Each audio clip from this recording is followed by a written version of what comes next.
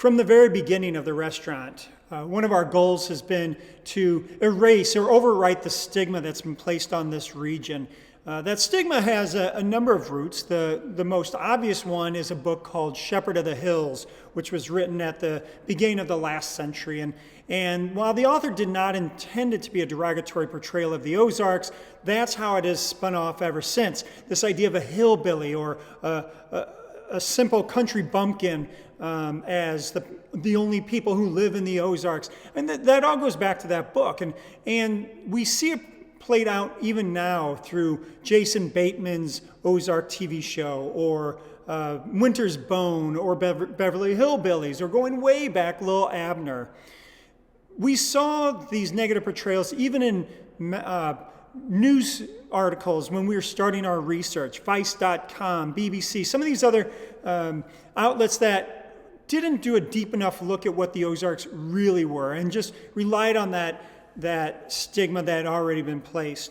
So that's been one of our primary goals. We try to overwrite that in a number of ways. This is a good example. These are very humble origins of ingredients, and we do our best to make them special. This one a little bit more playful than normal. This shows some of the community partners that we worked with and the projects that we do with those partners. This is first bison and venison, and the bison's coming from a rancher south of Steelville down in the Ozarks, and he actually had not ever processed any of his bison for meat. He's growing them, raising them to do prairie grass restoration, and bison are integral to that process. And so we were the first ones that he felt comfortable processing bison with. The whole team went down and we did it with him, and so now we translate that into this course along with the bison, the venison, and the venison comes from Florissant.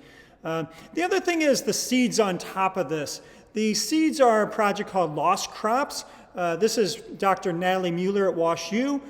She's worked with us for the past few years on Lost Crops, and she looks at plants that we know were cultivated in this area thousands of years ago.